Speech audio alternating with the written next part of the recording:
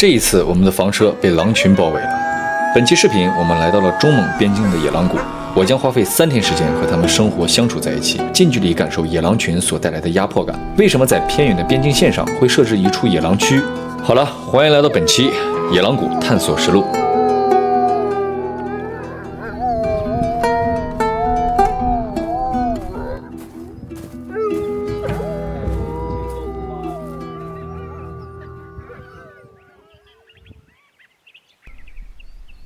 我们现在所在的位置是中蒙边境的乌拉盖野狼谷，它不光是一个景区，更是一个国企单位，主要在草原深处呢保护、研究并繁育草原狼。这里的景色呢对我来说吸引力实在是太大了，我把房车停到这里整整3天时间。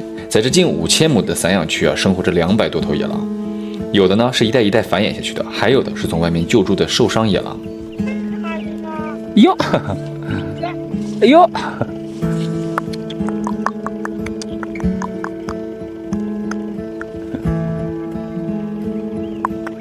英雄，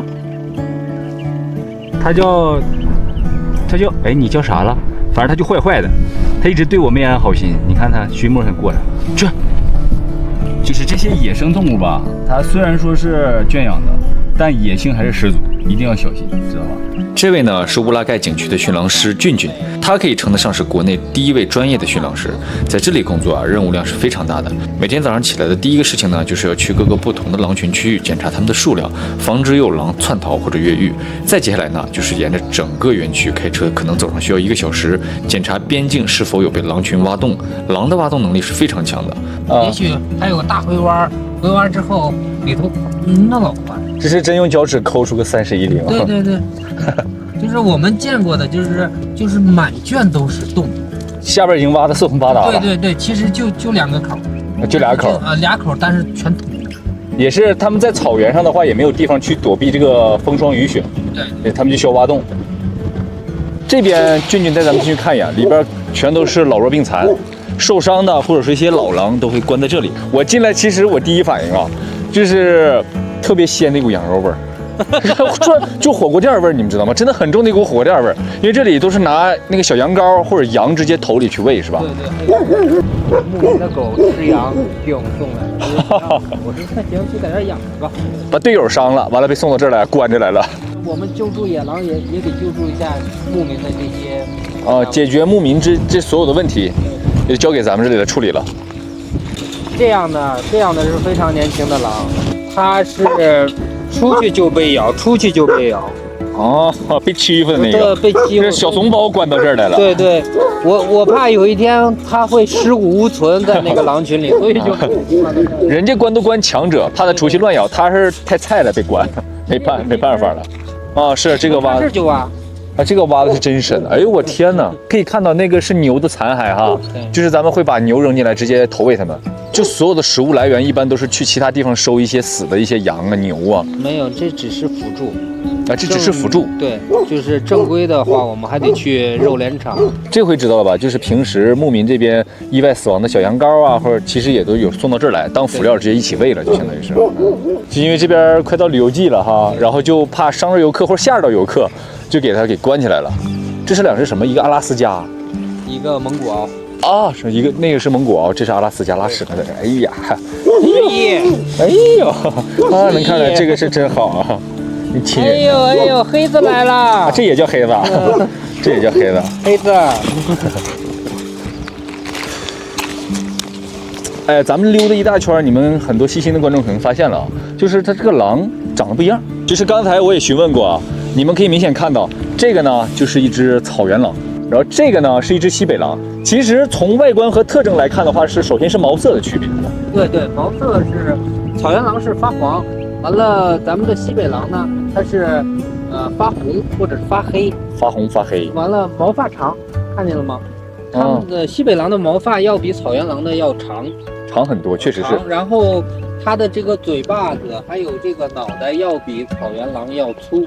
它属于一种大型狼，在雄性的话，它能达到100多斤左右。大型的狼就比草原狼的体格要大一些，大一圈，大一圈啊！你像咱们的草原狼的话，你看嘴巴尖、杏仁眼，然后它的耳朵和耳朵之间的间距是特别窄的。就像是那种童话故事里走出来那种大反派，一般都是这个形象。对，或动漫里边出来你就能看出来他是一个大反派。哎，对，他这长相你们可以看一下，给你们近距离看一下啊。就是哎呀，这个有点太憨了，这个不行。狼群其实繁衍速度特别快，一窝能下6、7只，差不多2个月呢，它就能生一窝。但是由于早期国内没有专业的驯狼师，狼宝宝的死亡率是非常高的。后来也是在俊俊他们不断努力学习摸索下，才有了今天的数量。然后这片区域呢，就是小狼的区域了，一般是几个月的？最大的这个就快3个月了啊，快3个月了。哦呦，来了！去！太费劲了，我老赶进来，全往外出，抓不回来了都。这个刚抓，那个往出跑。这边就是小狼区了。他们在这里会单独形成一个群吗？种群吗？以后？会，然后这些大狼会经常来看他们就会把关系处好，处好之后呢，我们就会把这个小种群呢放在这个大种群里头。为什么说是冬天的狼会越来越多？因为我们是有目的的。哦，是这样啊。小奶狼啊，不是小奶狗，这小奶狼了，这是。其实他们我感觉还挺明显的，能看出来，这个是草原的，这是草原狼，对，这个是西北狼。谁拽我裤腿呢？拽我裤腿的小玩意儿。你们别看他们现在才3个月大，这已经很锋利了，一定要小心。他们的爪子你这碰一下也挺疼的，特别是牙。哎呦，这小鹰，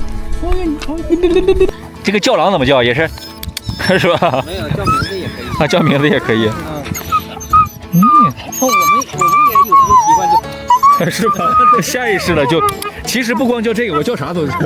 我出去看着那鹿，我都这么叫。有些时候成年的狼，咱们可能分不清它是狗还是狼，但是如果你看到小狼之后，相信你们已经发现了区别非常明显。第一个就是在小狼出生的时候呢，耳朵永远是立起来的，而且眼睛一直带着一股冷血的气息，没有那么可爱。你像我们之前介绍这个草原狼还有西北狼，其实它们从小区别也很大。西北狼小的时候呢，体型就已经远远甩开了草原狼。目前我抱的这一只呢，是刚满月1个月。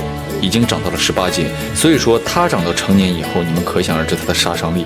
在这里再给大家科普一下，如果说你在野外遇到狼该怎么处理？如果说这个狼群吃得非常饱，它大概率不会伤害你，因为狼是非常聪明的动物，面对一个比它大的生物，它们会权衡。但如果说这个狼群对你已经产生了威胁，一定要记住把自己的后背保护好。还有一点比较重要的是，就永远不要让狼知道你是没有威胁的。狼能闻到害怕的气息，这是真的。它面对一个害怕的人和勇敢的人是完全2种状态。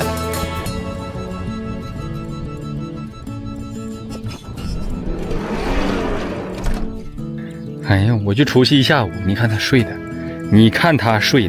太过分了，太过分了。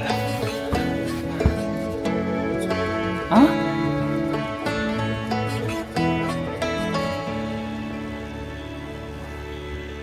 睡嗨了，然后看着外边的风景，车内在这睡，这给你睡的。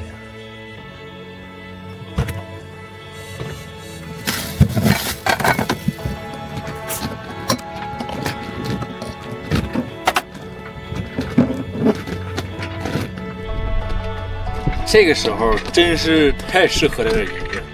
草原一望无际，即使没有到夏季，空气里依旧是大自然的泥土味儿。可能很多朋友看到这里就好奇了，为什么国企要专门在这里设置养这么多狼？甚至很多人的第一反应都是狼很凶猛危险，为什么要专门保护、繁育，甚至饲养它们？俊俊他们一整个国企养狼是为了拯救整片草原的生态。大家肉眼看到是狼的野性，看不到的呢是它们对草原至关重要的作用。这片草场最不怕的就是风雨，而是无休止的鼠患。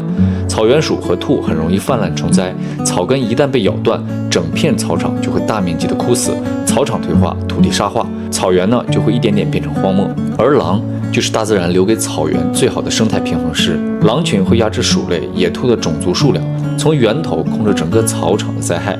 所以简单来说，护狼就是护草，那么护草就是防风固沙。除此之外，整个国企运营的乌拉盖野狼谷会救助很多受伤、失孤甚至无法独立生存的野狼，人工保育纯种的草原狼种群，保留最纯正的野生基因，其实就是为了防止草原狼物种退化、种群消失。每当太阳落幕，夜色笼罩整片草原的时候，狼群呢便会开启他们独有的夜间仪式。很多人受影视剧影响以为狼只有在满月的时候才会仰天长啸，但真正走进他们之后才知道，狼嚎是整个族群中最严谨的夜间点名报数方式。夜幕降临以后，此起彼伏的狼鸣穿透整个草原的夜风，每一声嚎叫都是狼群之间的信号对接，他们彼此回应，确认族群是否安全归全，状态是否安好。这是刻在他们基因骨子里的生存本能，也是狼群维系种族秩序的最古老、最默契的方式。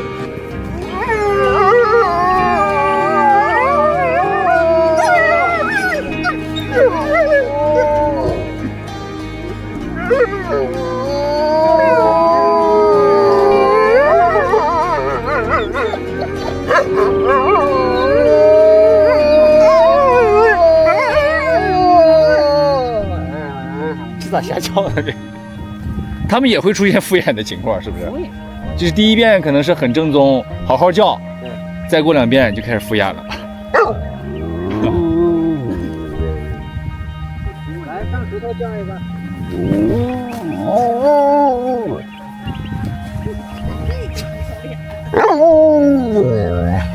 这也是我在第一次日落之后深入到狼群的活动区。白天的狼呢显得慵懒温顺，松弛又平和。可是当夜色暗下来以后，整片草原的环境瞬间变得截然不同。狼群呢在夜色中也彻底暴露了它们属于野生生灵的原始气场。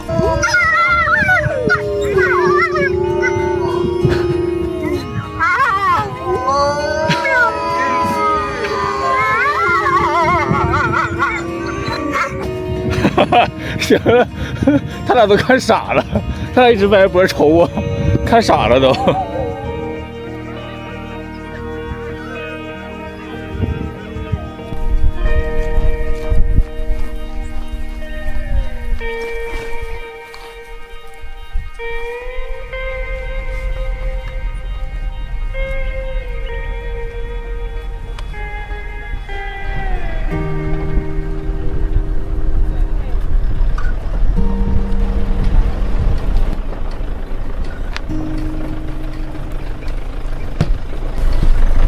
他们都会知道跟着车跑哈，我们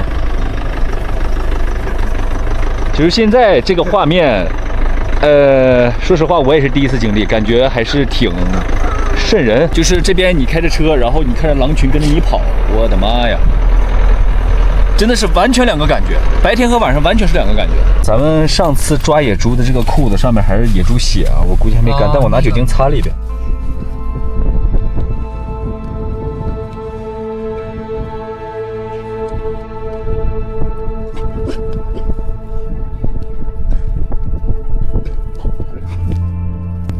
你看，从镜头里看，很明显，它就这个神态呀，一看就不是个狗，就是非常的凶。其实，尤其到了夜晚之后，看我这个袖口这个位置沾的血，它就一直闻这个袖口。它们对血还是非常敏感，非常敏感的。